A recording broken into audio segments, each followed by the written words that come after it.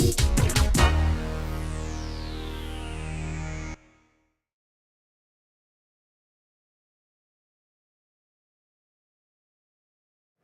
afternoon, everyone. Thank you for joining the discussion today.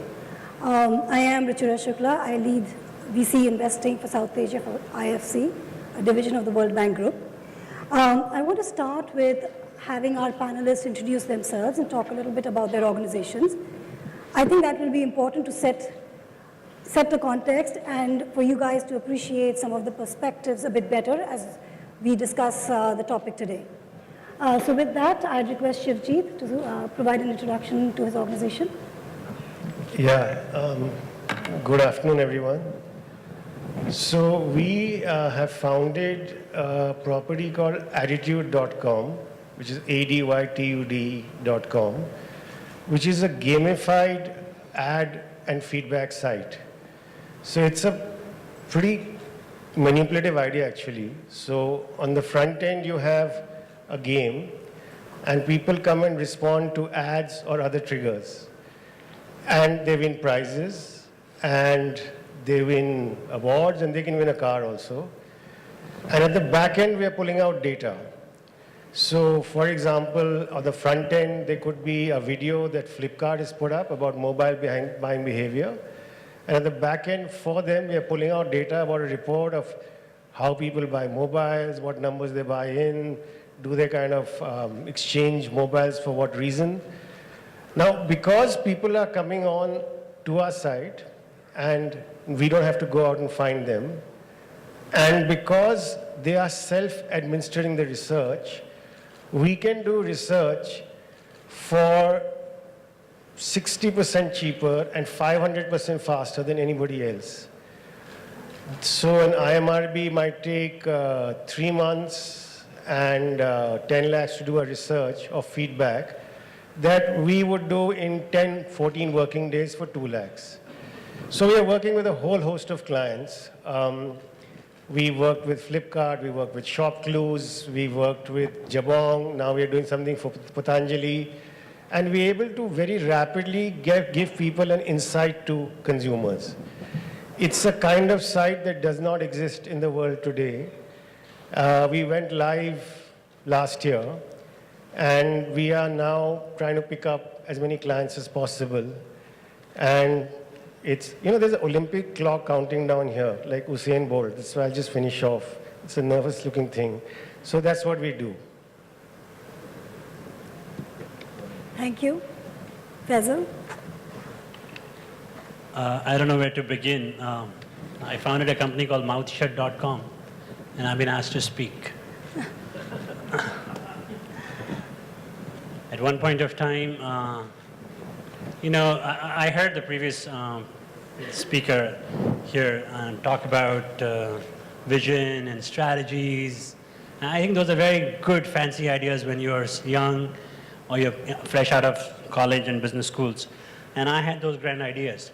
But I never realized if I start a business in this country, or for that matter in any other country, I would have, if there is a startup that has received legal notice, 1, 2, 5, 10, 20, 100, 200, 600, 700, please raise your hand. If you know a company in which you have invested which has received 790 legal notices, I would like to meet you because I'm one. We fought this case. There were so many legal notices against us because consumers love us. They have a problem with any brand in this country, they write on Mouthshut.com. So consumers love us. I think brands are starting to like us because the Supreme Court said that Mouthshut's model is valid, and the Supreme Court gave us protection. We challenged the IT laws. We got 66A repealed. We fought the battle for 66A.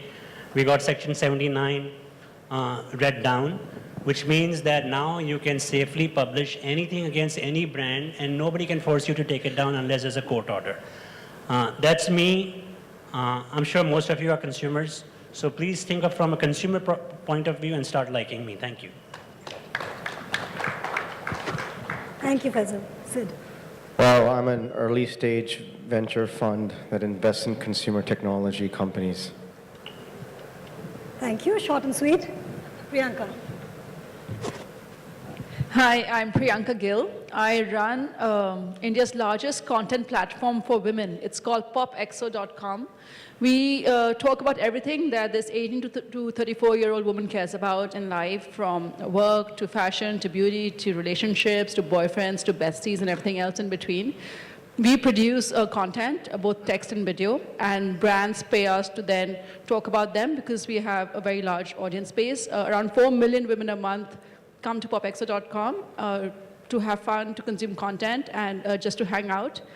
We also run a community for them now, where it's a girls-only community. So if you were to download the Popexo app, which I hope that you guys will do, and if you try signing in, and if you're not female on Facebook, you'll reach no man's land.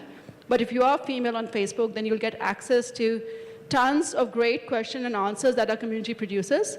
And last week alone, 45,000 such activities were done, and the community itself is less than 6 weeks old. So we're very excited, and our aim is to become the largest digital gateway for women in India. So when any of you guys who are running, who hopefully will be running large startups, etc., when you want to reach women, you'll have to come to us and say, hey, let's do something together. Thank you. Thank you, Priyanka. Well, so the discussion today is about the funding crunch. We've all been part of discussions or read forums and blogs about the huge drop in funding over the last year. The panel today will be discussing what this means for the startup ecosystem and how companies need to adapt. Most of 2014 and a large part of, actually the early part of 2015, saw startups raising money every few months with increasing higher valuations. And the reason investors paid those high valuations is because they were believing comparisons drawn to the US and Chinese businesses, and they did not want to miss out on the upside. What that did is it led to more VCs to come into the country with even more capital, hoping that this exuberance would last and the returns would come. Most of India's young and ambitious left safe jobs and started companies, so much so that in 2015, there were 3 to 4 companies started every day. And that pushed India to the top 3 across the world in terms of the number of startups.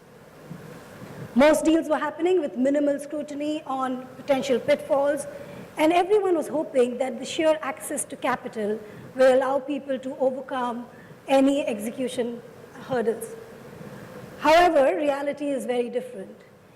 What happened is all this frenzied activity came to a screeching halt when Chinese stocks fell dramatically in September 2015.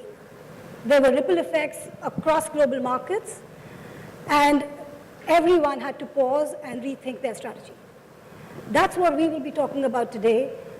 How do investors and entrepreneurs in this environment adapt and change the way they do things? I'll start with a first question to the 3 entrepreneurs on this panel, and it is about if and how this current funding crunch has impacted their organizations or other startups that they may have interacted with. I'll begin with Priyanka. Just to give background on Popexo's funding, so we raised obviously angel friends and family, and then last September, just as the scenario was unfolding, we managed to raise our Series A round. We raised $2 million from IDG and Kalari. So I'm speaking with that perspective and lens in mind. And now it's close to a year after we raised the last batch of money, and obviously we are back in the market again, because typically most runways last 18 months, and before you run out of money 6 months prior, you need to come back and fundraise again. And I think as an entrepreneur, the market is cautious.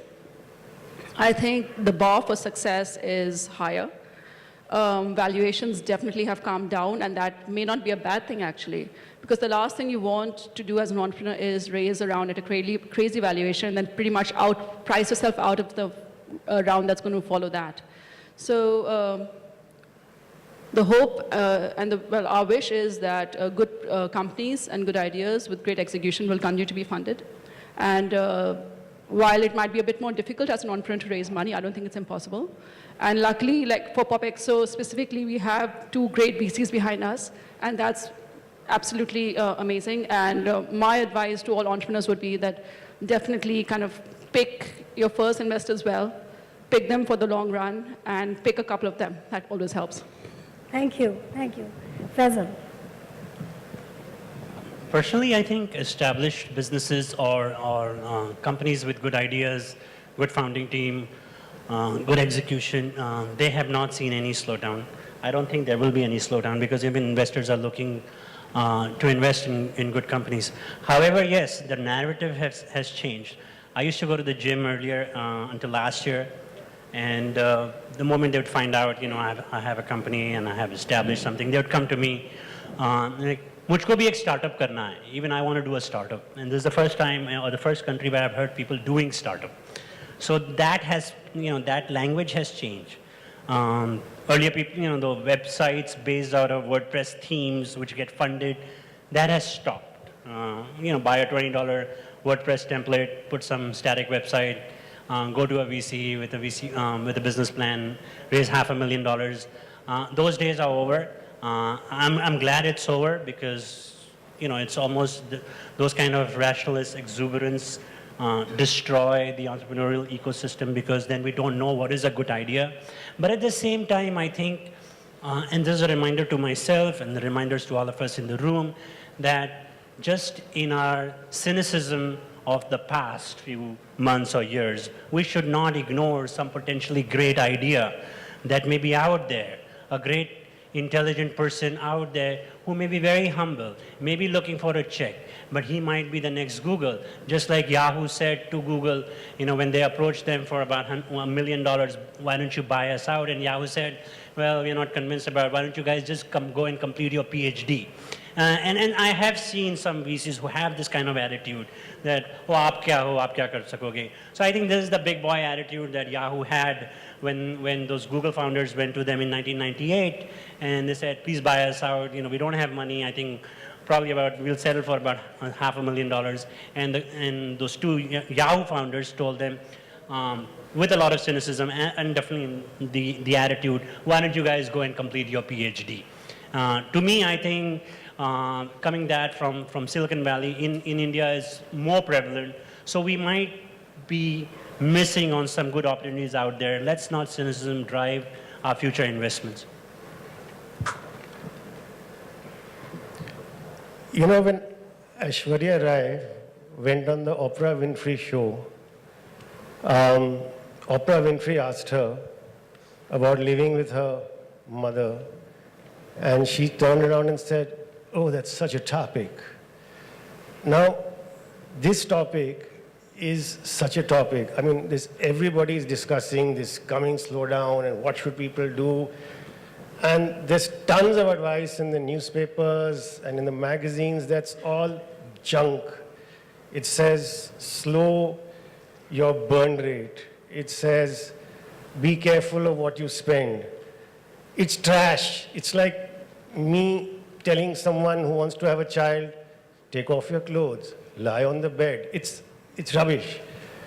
I think, strangely enough, that what an entrepreneur should do facing this slowdown different is nothing. Because either you've been doing it right and you've got your fundamentals and your revenue thing right, or you've been doing it wrong. I don't feel that somebody who's been doing it right will now go wrong, or somebody who's been doing it wrong can suddenly become right. So that would be my overall comment on this. If the situation graduates, if the discussion graduates to what desperate stuff we can do, then I'll have a few points of view. But I think people who are doing it right will continue doing it right. I think people who are doing it wrong were sunk anyway.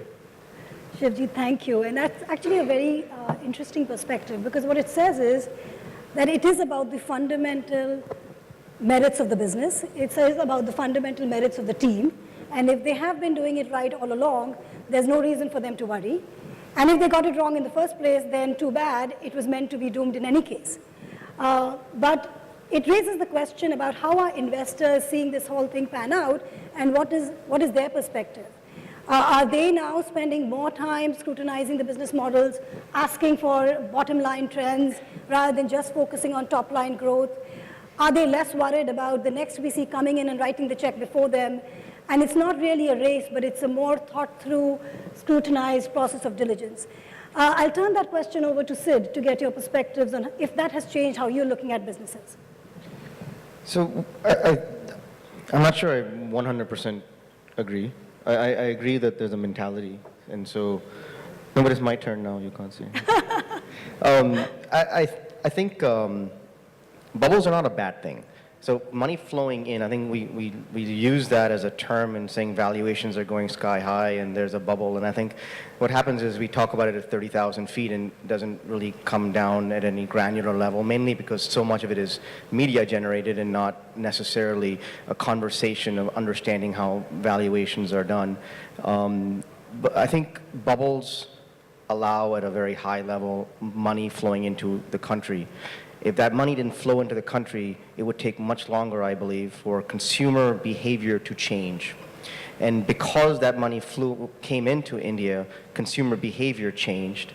And as a result of consumer behavior changing and starting to get more adjusted to the internet, to mobile, to making payments online, and so on and so forth, is the reason that so many startups actually are able to then grow in a maybe more gradual or measured fashion today, or even be able to get money. I agree with Faisal. I think we're in a position today where there's a lot of money in our country to get invested. It's not a problem of money like it might have been, in different cycles where a bubble has burst. In this cycle, a bubble hasn't necessarily burst. There's plenty of dry powder. The problem is the dry powder, the money available, is at a level of, let's say, a Series A or Series B, where check sizes might be smaller. And so I don't think there's a reason why a company that's raising early money cannot raise money today.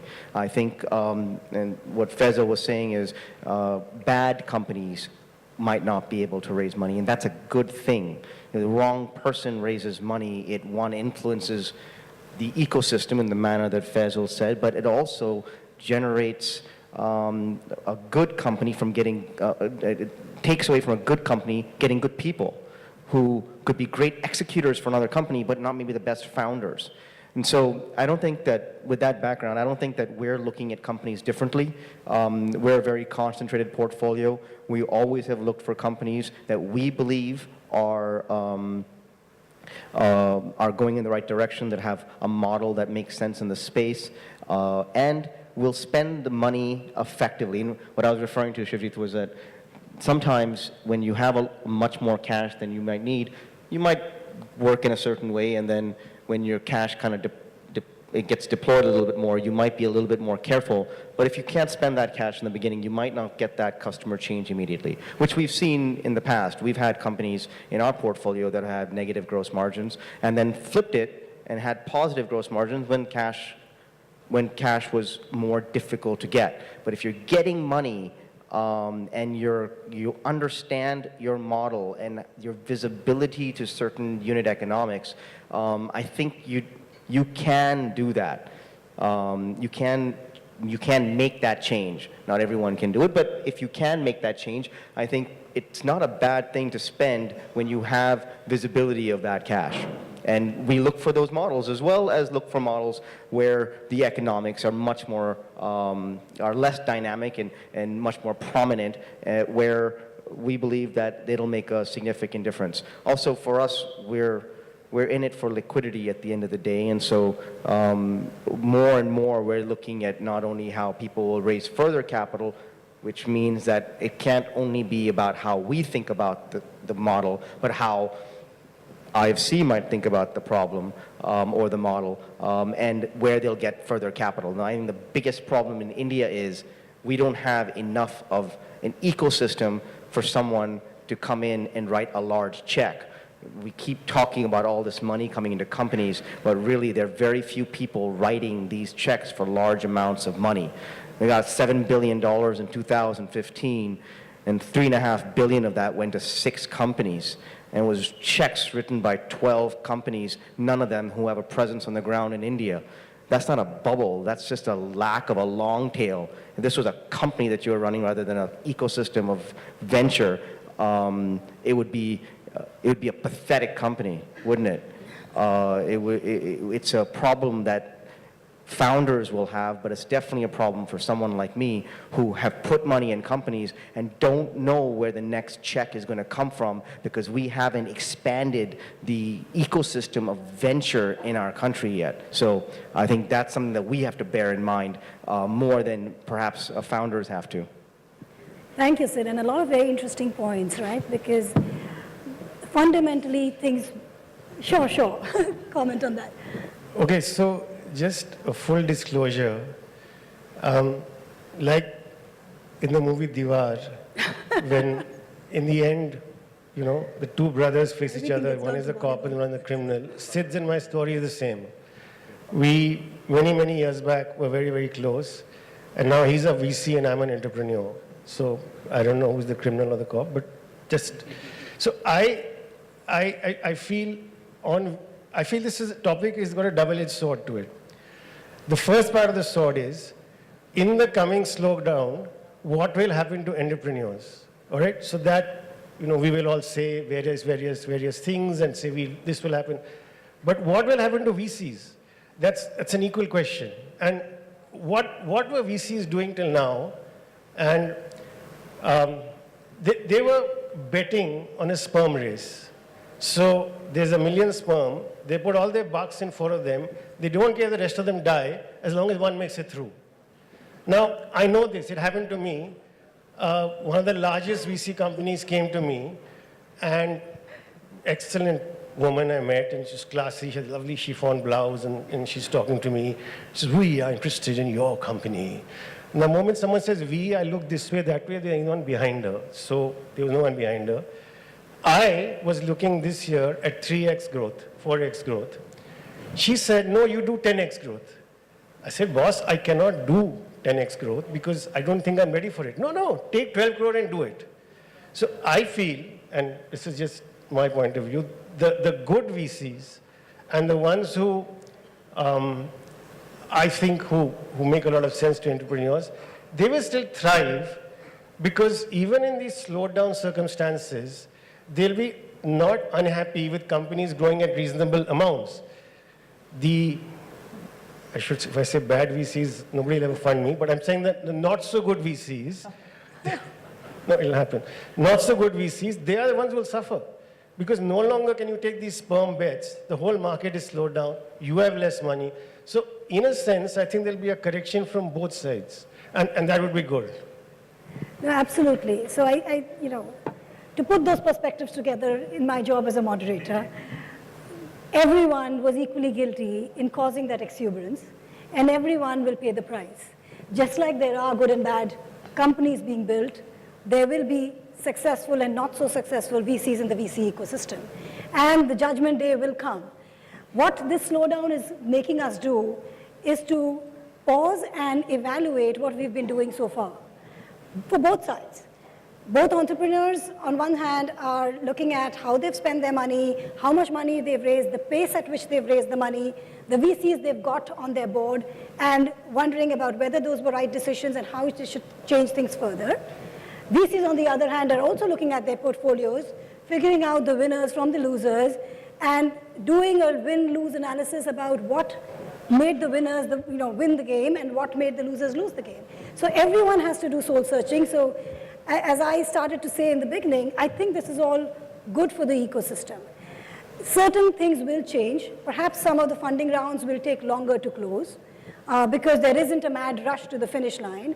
Perhaps valuations will be more sensible and based on what is right for India rather than what is being seen in China and the US. So with that, I'll turn to the entrepreneurs on this panel again and talk about, does it worry you if the valuations get more rationalized?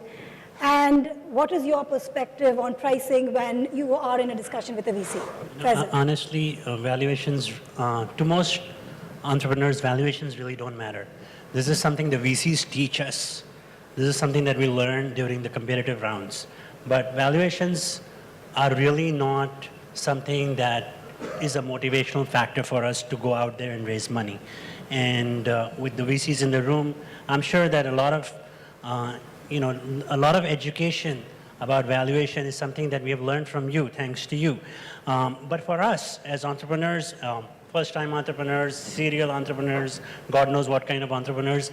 All those entrepreneurs out there, they're looking to have a passionate business that they can drive, that can keep them awake at night and still not be burnt out.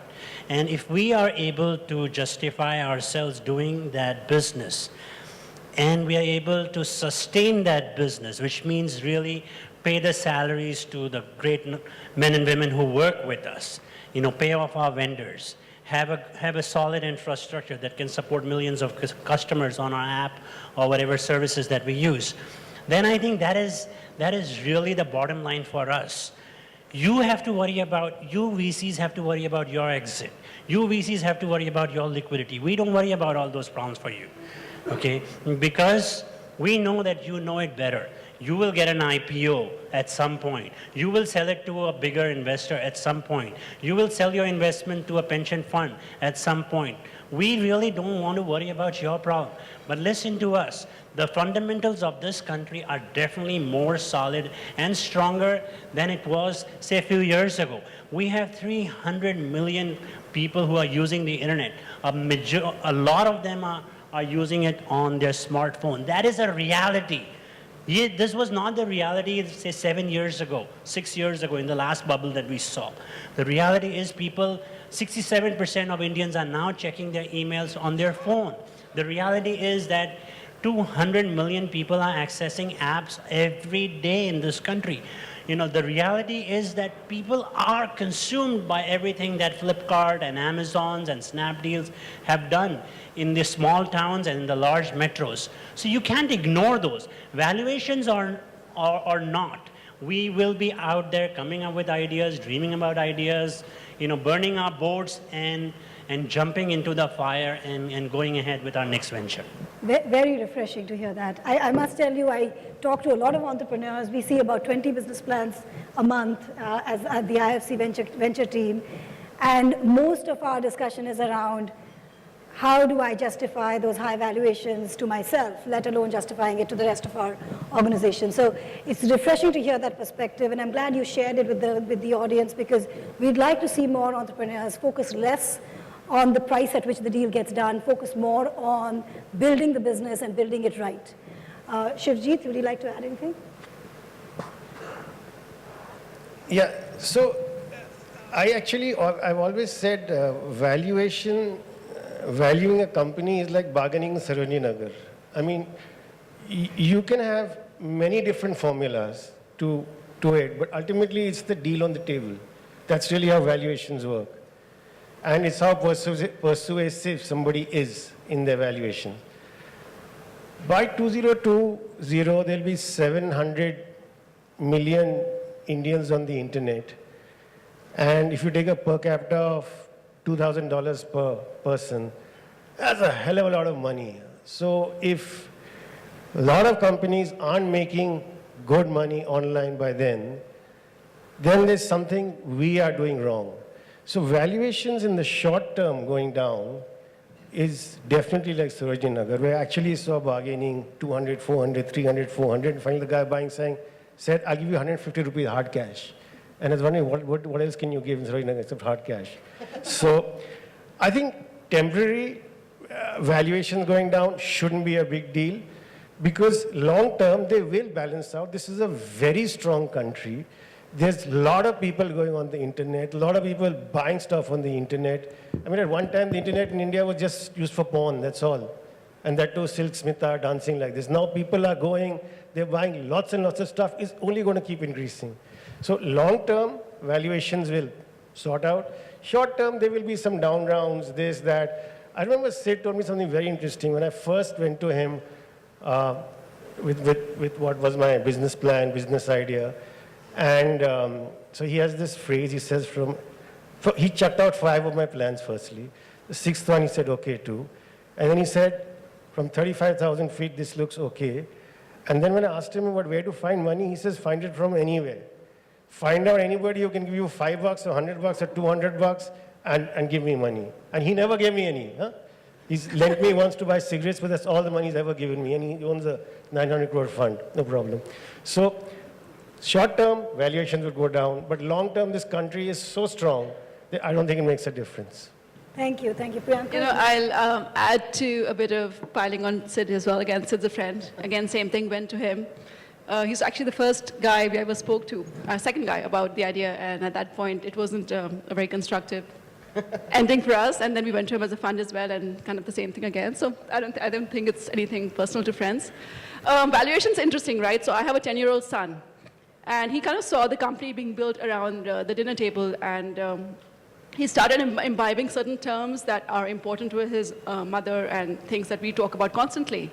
So he'd come home from school and he'd say, hey, so what's the valuation of your company today, mommy? So I'm like, it's exactly what it was when when you left, and it hasn't changed. So he kind of had this thought that valuation is the number that's important. And I completely agree with the panel that it's paper money.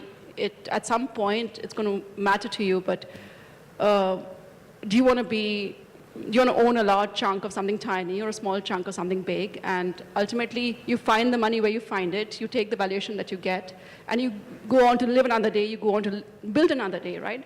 I don't think that as an entrepreneur, you can afford to get fixated upon the valuation of your company too much. Obviously, you kind of think about ownership and what motivates you, how much keeps you motivated, how much skin in the game you need as a founder. But beyond that, really, should be the least of your concerns, to be honest. You have to kind of find out the right money, find enough money, and continue paying the bills and the salaries. That's the most important thing. Thank you, thank you. And actually, you brought up another very interesting point. What this whole phenomena has done, both the exuberance we saw earlier and the correction and all the conversations about it in popular media, it has made startup, valuation, funding, household names, and even it's impressive that 10-year-old kids are hearing these things as they grow up. And it's very promising for India because those will be the future entrepreneurs. So I'm very happy to hear that. With that, I'll turn to Sid and I'll ask you two questions at the same time. One would be to react to what they've all said about valuation, because I'm sure you're sympathetic to the VC pain of having to have that sort of tedious discussion each time you see a business plan. And despite what the entrepreneur panelists say, that is a big part of the discussion.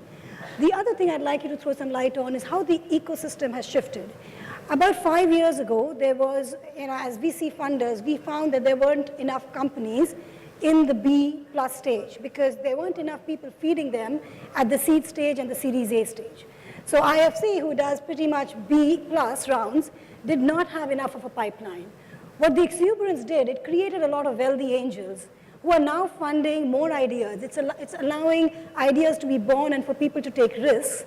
That is creating a pipeline at the seed stage, which helps Series A and beyond if these players survive. Reactions? So I think it's quite refreshing to hear some of the thoughts on valuation. I do think that there's a flip of it, and I think when you're looking at valuation, it's not only about valuation. There's so many other terms that you don't know very well because, again, I think, not beating on the media, but because the media doesn't publish other terms, valuation becomes the hot spot of what you're negotiating. What we always do is, at least at Lightbox, is take a cap table and take you down 3 rounds and see where your equity lies, or your team, or your founding team's equity lies, and your ESOP lies 3 rounds down, which is based on numbers that you provide and comps that you give as a founder. We're Series A and Series B investors. We ideally put a lot more money in Series A deals than most of our counterparts that have similar size funds. So our average Series A is around $9 million. And in that circumstance, if you're going to give someone $8-9 million, automatically they're going to have a much higher valuation than if you gave them, let's say, a smaller amount. And the reason being, when you're putting money in a company that's just starting out, at the end of the day, there's a lot of gut feel that goes on, and there's a lot of how much equity I want versus how much money. I'm not giving you a multiple of something. It's not like this massive, Excel sheet calculation that I'm doing to create a valuation. But what I am doing is thinking that you're going to take my money and you are going to create the value that is eventually coming to you in my round. I hope that makes sense. Because if you're not able to do that, we're both in trouble. But you're in much more trouble than I am, because I have many more rights than you do not to go down that road. So I think it's important. I think it's an important thing that you know, and I agree. I think it's less important what your value is. It's much more important that you can use your money to be able to walk into your value and beyond it. I think that in the way that I always try to say it is that there are a bunch of X factors. What is the most detrimental X factor? Are you going to prove that with this money, and is that going to help you get a higher value tomorrow? And the other part of it is, whatever you're doing, what you're concerned about at the end of the day is your equity, and where your equity is going to take or go, and how much you're going to have left. And I personally have thumb rules. I've been an entrepreneur. I've raised money for my company, exited my company. I've raised my own capital for my fund. So I've been on the other side of the table. On this side of the table, I have my own thumb rules for how much equity you should own at different stages and where you think the company should go, or your company should go. But I think it's so much more important to be thinking about a larger picture than specifically what your valuation at that round is. That was a very verbose answer to your first question. I can't even remember the second question now. The second question was about how the ecosystem has changed. With this exuberance, we created rich angels, which then funded companies, and more ideas got tested. And we now have more in the seed stage that's funded and being tried for us to look at for Series A and beyond. Is that good? Is That's that true. bad? So I have a strong point of view about angels. I find now a lot of people have a wealth in our country and want to start funding companies under this guise of being an angel, which is sweet. I've written an article that's coming out in a little bit, but I'm afraid that the media agency might not publish it, where my feeling toward it is that it's a really tough job. I've been a VC for a while now, and I can tell you the reason I don't do angel investing. I've done one angel investment, and it was for my partner and I to try it and see if we can work together, 2011, in shopclues.com. I don't do angel investing because I don't think I'm good enough at investing yet. The earlier stage that you do investing in, the smarter you have to be about the X factors involved in a company. And if you don't understand the dynamics in the industry, the space, or the idea of how money is raised in the future, you shouldn't do it. You're taking 100% of the risk not only on your money, but on the advice that you're giving the next guy. And we all know in our country, everyone's a damn mentor, right? Everyone knows. Everyone wants to give advice. So as much as I feel like it's a great ecosystem to help encourage companies and people, at the same time, it's very dangerous. And as an entrepreneur, you have to be careful of the difference between an angel and a devil. Both have money. Both want to give it to you. One of them doesn't understand what you're doing, but just wants to do it. You have to be careful how to decide that. In the meantime, I think as far as deal flow is concerned, we do deals before IFC does deals, and so we get deals earlier on. I've never had a problem with deal flow. We have too much deal flow. I think, which is also not a bad thing. I just feel like there's some people that are meant to execute, and there's some people that are meant to be founders. There's no good or bad in it. It's just people are made differently. It's our job to be able to differentiate them at different stages. But it comes with practice, and it comes with knowing. And there's a founder, there's a venture capital fund in the U.S. The general partner there said, it's taken me 10 years to become a halfway decent venture capitalist. I'm 6 years in, so I'm halfway to being halfway decent. And so I feel like in another 15 years, I should become a really good angel investor. Thank you. Actually, I can add to that. When we were raising our angel round and we were going around to friends and family saying, hey, there's an idea, give us money. So obviously you don't want to start burning bridges, and you want to start losing friends over an idea that might or might not work out. So we had this really kind of silly rule of thumb, how much can they blow in Vegas? Because that's the kind of bet you're taking at that early stage, because it's an idea, you're betting on the person. So how much can that person blow in Vegas? You kind of go and take, hopefully that you take that much and not more from them. So It clearly highlights the risks in this whole game. And from everything you've heard today, it's about caution, it's a long road. It's a long road, and like Sid said, you've taken, half the time to become halfway decent, right? Everyone is trying to do that, each one of us, right? Whether we are investors or we are entrepreneurs, the journey is long. There are several execution challenges that India has that are unique to India. So I would, to summarize everything we've heard today, I would say, let's not get too depressed about the funding crunch. Yes, it is there. It's probably rational and fair, and the goods will still survive. It only allows everyone to be more thoughtful in whatever we are doing. Thank you very much. We will wrap up, and thank you for being here today.